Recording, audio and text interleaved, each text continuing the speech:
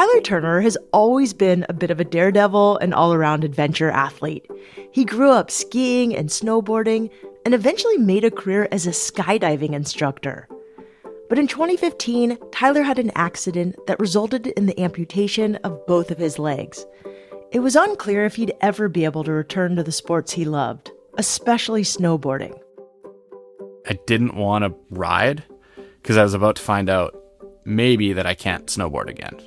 And then I'd only gone 30 feet, but in that 30 feet, I went, yep, this is snowboarding. I was just giggling and screaming in pain, but screaming in joy. And it was just a really cool moment. And then we pulled over to the side of the run and I took the prosthetics off. And then that season I just spent trying to figure out how to ride more.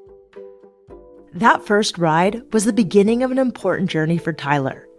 Since then, he's become a 3-time para-snowboard cross-world champion and even won gold at the 2022 Paralympic Games. Outside of snowboarding, Tyler has also made a return to surfing and skydiving, and in 2017, he became the first bilateral amputee to fly in a wingsuit. I'm Shelby Stanger, and this is Wild Ideas Worth Living, an REI Co-op Studios production presented by Capital One and the REI Co-op MasterCard. Tyler Turner, welcome to Wild Ideas Worth Living. I'm really excited to speak to you. And you're fresh off a plane from Chile. Literally, you just walked in the door. What were you doing there? I was down filming some content for one of my amazing sponsors. And it's going to be such a cool piece. I can't wait to see it. That's pretty awesome. Okay, so I want to go back. So you're a stud. And it sounds like you've always been a stud. You're a Paralympic gold medalist in snowboarding, the first bilateral amputee to fly in a wingsuit. And I feel like you also placed in the adaptive surfing competition at a high level. Were you always outdoorsy? Were you always attracted to adventure sports? Tell me how you kind of got into all of this in Canada where you grew up. Well, yeah, action sports, adventure sports, been everything forever. I grew up in northern Saskatchewan. So it's quads and snowmobiles and ATVs. And then I moved to Alberta, which is mountains and just the opportunity for rock climbing. I started climbing at a young age. And it was I work and I climb and I guide whitewater rafts and I working towards, ski, snowboard, guiding certs and competing. But moderation is not a word in my life. So it's just all in all the time. I dive head first and I think I'm an addict, but I like to think that they're healthy addictions. Were your parents like this? Did you have siblings who were like this? Who fostered that in you, or is it just something you were born with? Yeah, I always say I was just born with the screw loose, I think. I don't know where it comes from. I don't have a great explanation. It's just for me, doing these things, what gives me joy, it makes me happy. It's so cliche, but I feel more alive when I'm doing this stuff. And if I'm not doing it, I'm just sad. And funny enough, growing up, my brother actually was kind of the crazy one. I wouldn't ride roller coasters, but he wanted, the biggest, scariest roller coaster or whatever. But for me, it's about planning, perfect planning and perfect execution. And that's why I love the sports that I participate in, because there isn't a lot of room for imperfect execution. Tyler always enjoyed adventure sports that require focus and precision. Growing up, he loved snowboarding and slalom skiing, and he discovered surfing as a teenager. After high school, Tyler went on a 4-month surf trip to Australia with his friends. While he was in Byron Bay near Brisbane, Tyler tried skydiving for the first time. He thought it'd be a one-off experience, but from the moment he jumped out of a plane, he was hooked.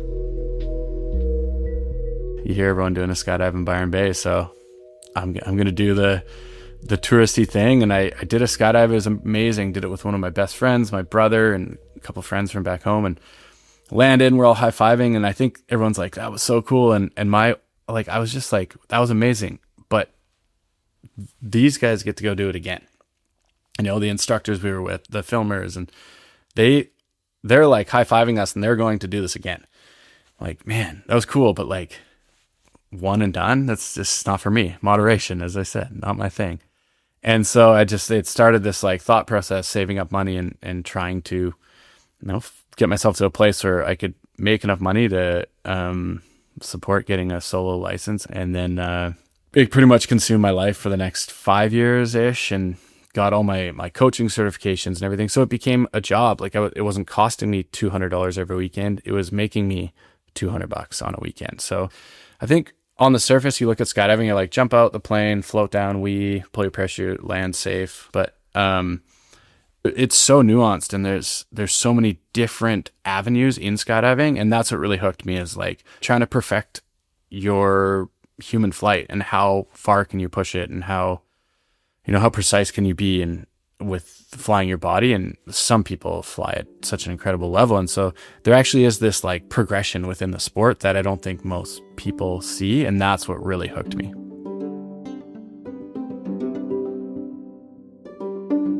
Tyler was 21 when he got his skydiving license, and he soon started exploring other ways to fly, like wingsuiting.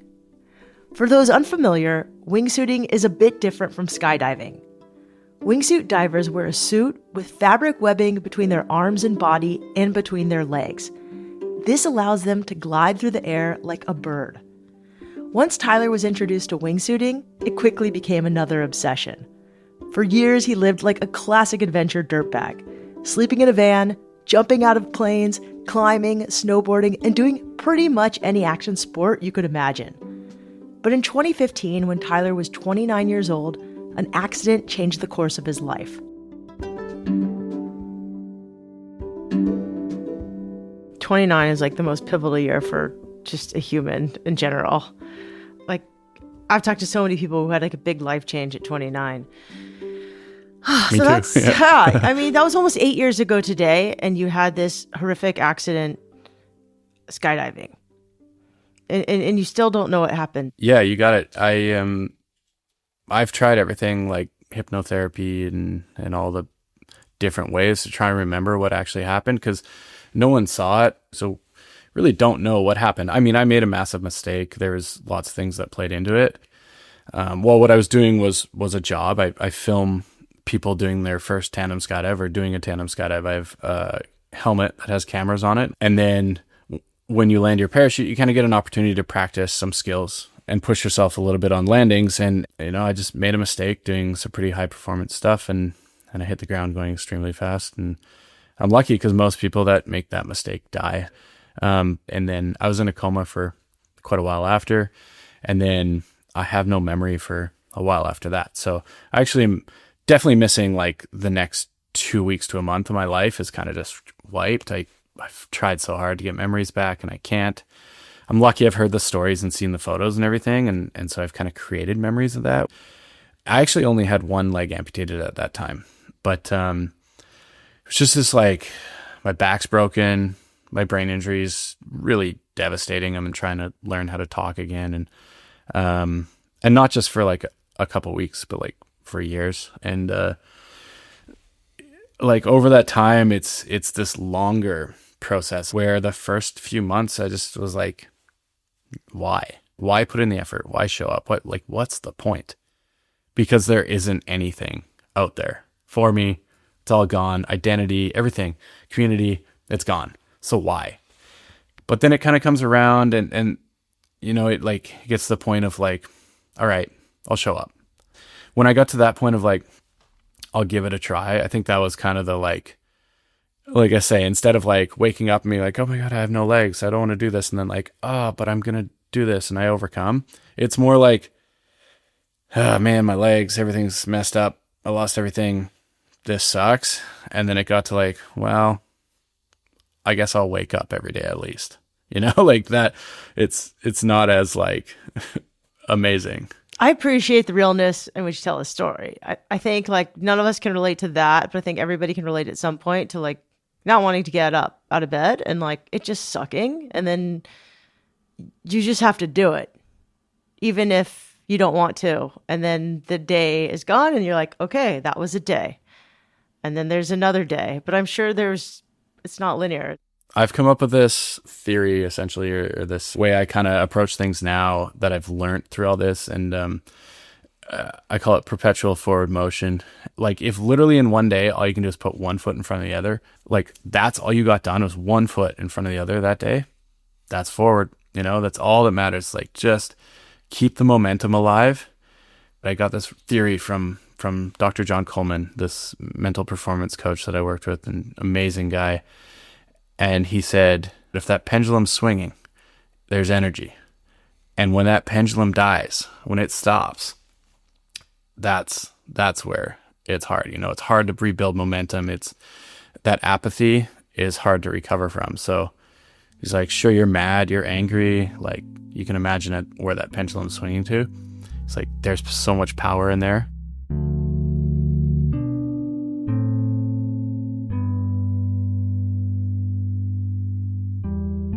I want to go back. So you have like extreme physical pain, and there's just, your whole identity is gone. Mental pain, like going to the bathroom now is just, it's hard. Like everything is hard. It's still hard, and it's still probably the thing that I hate the most about being a double amputee is going to the bathroom and having a back injury, because not only just getting to the toilet sucks in the middle of the night, but then also like using the toilet sucks. And I know you've had people with spinal cord injuries on here before, and it's that part that nobody talks about. It's like, my prosthetics, they're awesome. Like, they work well. They suck sometimes, but I wouldn't trade them back in. My life's great with two prosthetic legs. I would do anything to trade my back injury and my brain injury. Like, those two affect my life so much more, and they're invisible, right? You don't see them. How soon after your first leg was amputated was your second leg amputated? A year and a half, 18 months. Oh, wow. That's a long time. Yeah, I decided, like, I'm going to commit to the rehab. I'm going to commit to everything. I'm going to do what's asked of me, and I'm going to try. But I kind of like had this feeling that it wasn't going to work. And as the time went on, I had, with my right leg, I had this reference of what a good leg feels like. And just because I have, my original meat leg there, doesn't mean it's good. And it was holding me back. And after a lot of surgeries and the pain stayed the same, I would just be like, so if you want to mess this one up and cut it off, just feel free. Like, I got to the point where I'm like, screw this foot. And it was a wild decision, but it was the right one. I saw this like potential that if I amputated my second leg, I could go do the sports I want to do again. I might be able to skydive, surf, snowboard. And I got out of surgery, like smiling, high-fiving, like life was good. And then after a couple weeks, this like feeling set in of like, ooh, was that a good idea? And I sat with that for a few months while I waited for it to heal to get my second prosthetic. And walking into the prosthetics office in Vancouver, I'm like, I'm going to find out here in 30 minutes if this decision I've been pondering for like 2 years was the right one. And it was kind of a crazy moment. I stood up and I was like, yeah, it hurt like hell, but I was like, it's natural.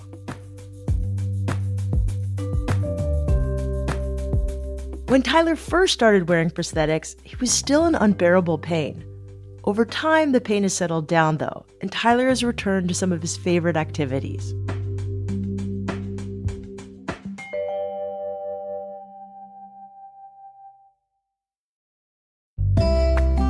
Hey everyone, I want to tell you about a podcast I think you're going to love. It's called Finding Mastery. Each week, you'll dive into the minds of the world's greatest athletes, leaders, thinkers, and doers with past Wild Ideas guest, Dr. Michael Gervais, a high-performance psychologist who's worked with Super Bowl-winning NFL teams, Fortune 50 CEOs, Olympic medalists, and extreme athletes exploring the edge of human potential. Tune in as Dr. Gervais sits down with high performers like David Goggins, Brene Brown, Jimmy Chin, Lindsey Vonn, and Alex Honnold to translate their mental skills into tools you can use to unlock your potential. If you're looking for a podcast to inspire you and provide actionable takeaways to become your very best self, I recommend you check out Finding Mastery, available wherever you listen to podcasts.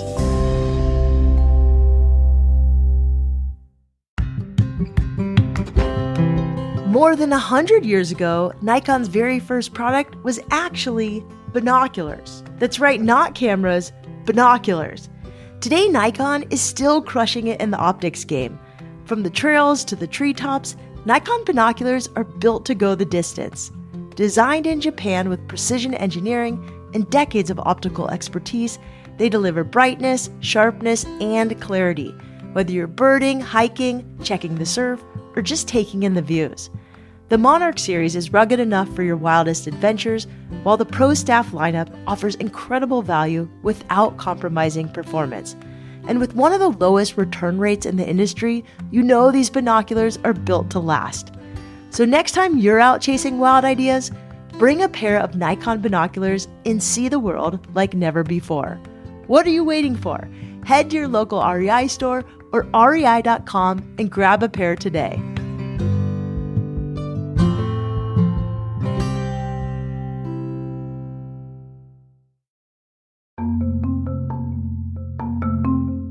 In 2015, Tyler Turner was in a skydiving accident and lost both of his legs. Since then, he's figured out how to return to some of his favorite sports. He started small, adjusting to his new prosthetics and testing what his body was capable of.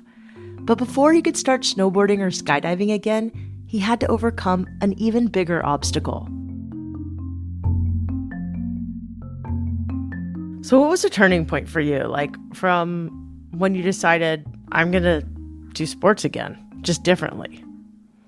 The turning point was committing to getting off painkillers, really, because I wasn't able to pursue what I wanted to do with how deep I got down that hole. And my passion for skydiving and snowboarding and surfing and the potential to do those sports again is what really motivated me to figure that out.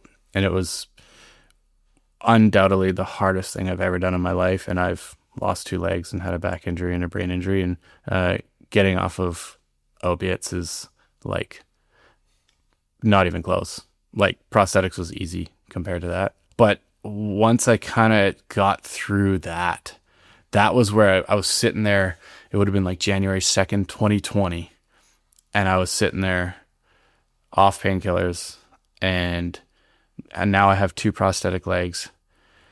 And I was like, all right, let's send it. How did you get off of them? I tried multiple times, multiple ways. How I got off was I had something that I wanted so bad. I wanted more than that, and that was sports.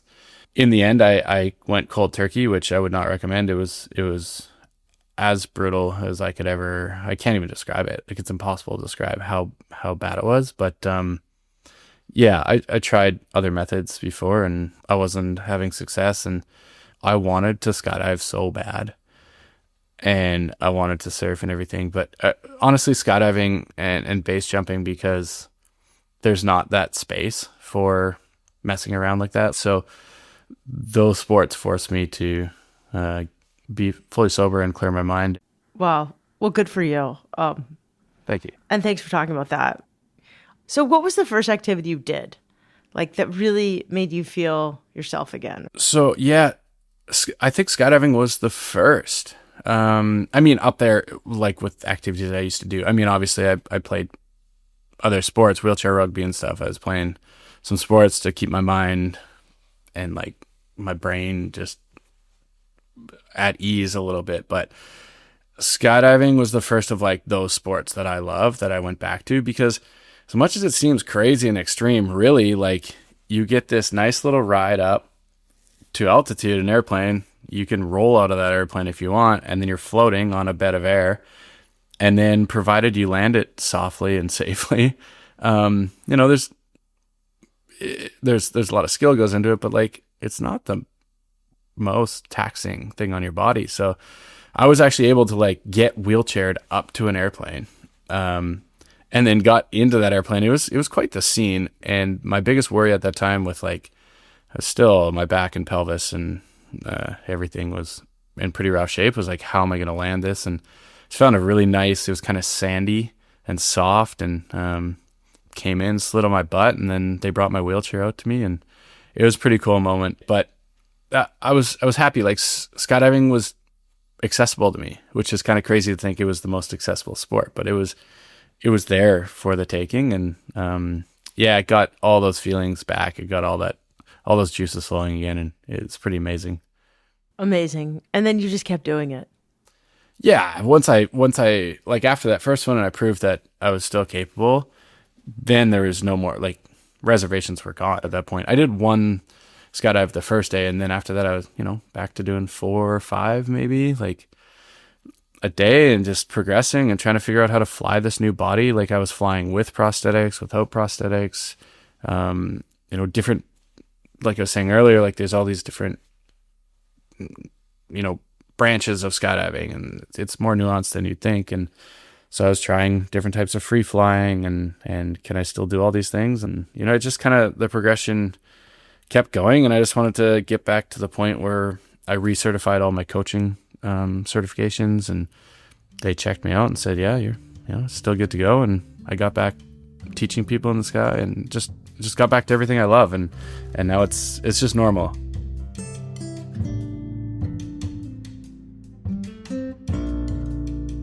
It didn't take long for Tyler to feel comfortable skydiving again, and he started jumping on a regular basis. In 2017, after extensive training and planning, he became the first bilateral amputee to fly in a wingsuit. With skydiving and wingsuiting, like when I leave the plane, it feels identical to how it felt before my accident. And the suit, you're kind of laying on it. It feels like you're laying on this bed of air, like on a magic carpet almost. And it was definitely a little weird. My right leg's got quite a bit of weakness from paralysis in it, and so my right leg was kind of getting thrown around a bit, but I settled in, and once I settled in, it just it was incredible. As Tyler took up each sport, he regained confidence in his body, and he wondered how far he could push himself. More than anything, he wanted to snowboard again. Tyler loved carving through powder in the mountains, but as a double-leg amputee, he was unsure if he could ever regain the balance and control that the sport required. So then how did you start snowboarding again? Snowboarding's been my entire identity, pretty much my whole life. So it was kind of a non-negotiable. I was going to figure out how to snowboard, but I also knew I had to be careful with it because, like my first time putting prosthetics on, like my first time skydiving, all this stuff, that moment where you find out, like, it's a make or break moment. It's kind of incredible how it's like literally a single, like, that moment you'll know an answer. And maybe if you can't, like, I couldn't walk on my prosthetics perfectly, I knew the answer. At least I knew there was potential there. And I was scared for that moment with snowboarding, and I knew it was going to have to come at some point. I was going to have to find out. So I was really patient. It was the sport I was the most patient with because I guess it's like the most precious to me. I wanted to make sure that I was going to be able to give it the best chance of success. And I knew it was going to take like time for my prosthetics to heal, feel a little better, deal with the pain, like get calluses built up and everything. I also was careful to set, really achievable goals off the bat with it, because other sports, I was like, screw it, I'm going to fly wingsuits or whatever. But with snowboarding, I was like, I'm going to ride my snowboard 10 feet this season. Like, that's it. I was with like one of my best buddies, Cody, and had people walking me around with my hands over their shoulders, and I couldn't barely walk. And I put my feet in the bindings. I don't even think we strapped them up, but I just, with my forearm crutches, I pushed, got a little momentum, and like slid 10 feet. And I was like, hell yeah, proud of my accomplishments. Year 1, 10 feet, done. Check. Everything else is a bonus. But that summer, I was obsessing about snowboarding, and again, plan, and like running down how I'm going to do it. And luckily, unlike skydiving and wingsuiting, there's a lot of people I could talk to and get beta from and ask about their experiences, and really lucky to have double amputees before me that have done it and have gone through the experience. And so with the world of social media, you can be pretty shameless and just reach out and, hey, here's my situation. Here's what I'm trying to do. And luckily, most people were pretty good to get back to me and help out. And I worked so hard that summer, and like almost opening day, 2021, I guess it would have been, me and my good buddies growing up, we snuck out opening day and we had a plan. I remember the night before on his carpet in his living room, we're like, I'm standing up and like, all right, like this could work. And we're like putting pieces of rubber underneath my heel to try and wedge it, so it felt a little more normal, and come up with a plan like how we're going to even ride the chairlift. How are we even going to get me to the chairlift? Because I can barely walk at this point with the pain. But we got up there, and we had a plan to kind of go down, falling leaf, where you like hold each other's hands when you're learning to snowboard, like, and have the instructor giving you support. I was like, I'm going to do that with Spencer, my buddy. And so he like kind of gets me up, and I'm like, I don't want to find out. Like I didn't want to ride, because I was about to find out maybe that I can't snowboard again. And I was too nervous. For 2.5 years, I've been saying like, I'm going to snowboard. It's going to be possible. This is what I'm going to be able to do, making all these claims. And then like, I'm about to find out here in 1 second. If I turn this board, I'm going to find out if those are even possible. And I was like super scary, but he kind of just gave me shit. He's like, dude, get over it. Point the damn board downhill. Tyler did as he was told and took off down the slope. It was exhilarating, even if he only made it about 30 feet before the pain took over. But in that moment, the joy of being able to ride was far greater than any discomfort. Over the subsequent months, he continued to set small, achievable goals to manage the pain, increase his endurance, and build back his skills. The first time you snowboarded was like 2020, but then you made the Olympic team like pretty quickly after. Yeah, I like the skills were there, but it was just trying to figure out the pain and like pain management and how to be able to ride more than 2 or 3 runs in a day, or like stop 7 times on every run. So I started going to camps and stuff, and Canada Snowboard was really good to me. Like they saw the struggle, but also like that there was potential there. So they were accommodating and like, all right, well, hey, you can do 3 runs. Great. Let's just like really train hard on those 3 runs and like make sure that we're progressing. And also the coaches, I'm lucky, they've worked with amputees in snowboarding for enough years that they had some good ideas and ways that we could adapt and modify and take different approaches. And it was all just this like fluid thing, and it was happening so fast too because the games were coming. And yeah, I just kind of went for it. So like, how soon did you know that you were going to enter the Paralympics after the first time you just went 10 feet? To be honest, I wasn't super interested. I think like a lot of, kind of just like common people in North America, the world, like the Paralympics are getting more and more televised, prime time, and they're getting the light that I think they deserve. But I didn't tune in much. It was hard to, because it was kind of buried on the internet somewhere. Maybe YouTube would have it, but yeah, there wasn't the access to it. But to me, the Paralympics felt like our participation ribbon. That was my vision of it. So I'm like, yeah, whatever, Paralympics. I just want to go snowboard and ride powder again and whatever. And then I watched the Sochi and South Korea, Pyeongchang, and I was like, oh, damn. Yep. These like, I didn't really know. I didn't know what I was in for. And like, I watched the racing. I'm like, oh, okay. Like, you're like, this is legit. I can't beat these guys. Yeah. Yeah. It's coming down to 100th of a second, and it's gnarly and it's fast, and these guys are good, and I'm not that good. And so that was kind of where it took some time to come around to like, okay, yeah, this is competing for your country on a national level with like national support and competing for gold medals. And it finally was like, okay, let's give this a try. And yeah, when that kind of shift happened, and it was actually, I was riding with a friend of mine, and he's like, dude, have you talked to the Paralympic team? And I was like, well, I sent an email just like inquiring some information, and it's like, I don't know, whatever, not really my thing. And then he called one of the coaches and was like, yo, so you should go snowboarding with this guy. And then they invited me out to a camp, and it just like took off from there. It's like, there's a year and a half till the games. So if you want to do this, let's go. You didn't just like do it, you won gold.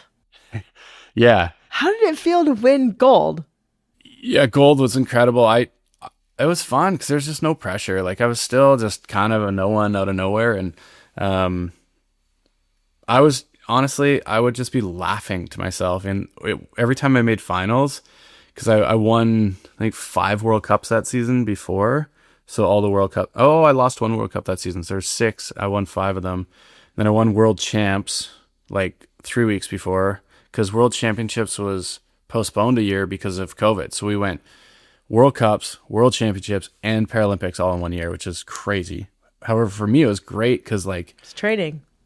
I'm brand new. Yeah. Like it's great opportunities. And so I was kind of building this momentum, and every time I was in the final start gate, I'd just be laughing, like, what am I doing here? Which was awesome, because then I kind of went snowboarding and didn't care, because it kind of blew my mind that I was even there. I didn't know if I'd ever be there. And yeah, that momentum I was able to take all the way to winning gold. So, you know, how was it winning gold? You ask. It's like, it was just, I couldn't ever imagine that level of accomplishment. I just wasn't even a consideration. So yeah, I don't know if it's still sunk in years later. Like I did it and I don't know how. And it's just the wildest.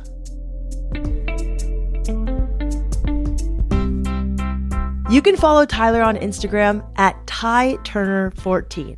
That's TyTurner14. You can also find him at tyturner.ca. Wild Ideas Worth Living is part of the REI Podcast Network. It's hosted by me, Shelby Stanger, produced by Annie Fassler, Sylvia Thomas, and Sam Piers-Nitzberg of Puddle Creative. Our senior producer is Jenny Barber. Our executive producers are Paolo Motola and Joe Crosby. As always, we love it when you follow the show, take time to rate it, and write a review wherever you listen. And remember, some of the best adventures happen when you follow your wildest ideas.